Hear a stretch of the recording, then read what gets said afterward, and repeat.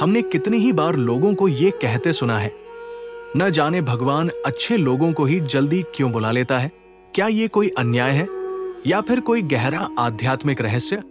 आइए सनातन धर्म के अमृत ज्ञान से इस प्रश्न का उत्तर ढूंढते हैं। सनातन धर्म कहता है, मृत्यु जीवन का अंत नहीं, एक आत्मिक संक्रमण है। आत्मा अजरमर है, शरीर केवल एक वस्त्र है जिसे आत्मा त्याग कर आगे की यात्रा पर निकलती है। न जायते म्रियते व कदाचित, गीता कहती है। आत्मा न जन्म लेती है न मरती है। पृथ्वी को धर्मशास्त्रों में मृत्युलोक कहा गया है। ये कर्मों की भूमि है जहां आत्मा अपने शुभ या अशुभ कर्मों के अनुसार सुख या दुख भोगती है।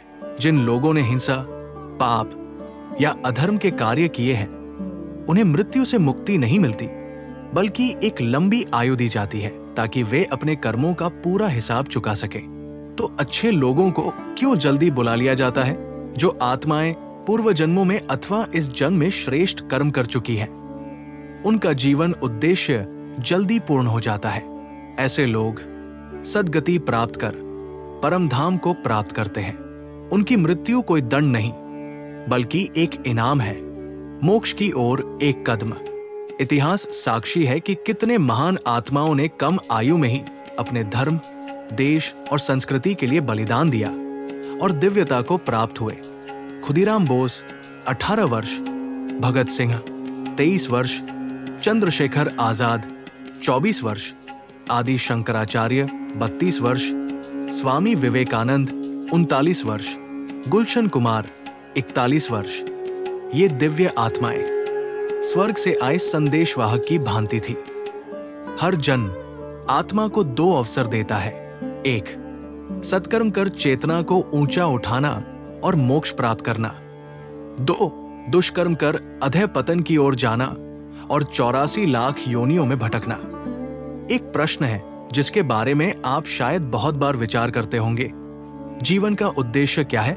इस प्रश्न का उत्तर भी सनातन धर्म में ही छिपा है। हमारा उद्देश्य मृत्यु लोक में सदा रहना नहीं, बल्कि मोक्ष प्राप्त कर परमात्मा में विलीन होना है। मृत्यु के समय आत्मा अपने साथ 3 चीजें ले जाती है: संचित कर्म, स्मृति और जागृति। जब कोई पुण्यात्मा मृत्यु को प्राप्त होती है तो हमें रोना नहीं चाहिए, बल्कि परमात्मा से उसकी सद्गति की प्रार्थना करनी चाहिए। वो आत्मा सौभाग्य से हमारे जीवन में आई थी और अब परमधाम में परम शांति का अनुभव कर रही है। बंधुजनों, यदि इस वीडियो ने आपको आत्मिक शांति दी तो इसे आगे साझा करें।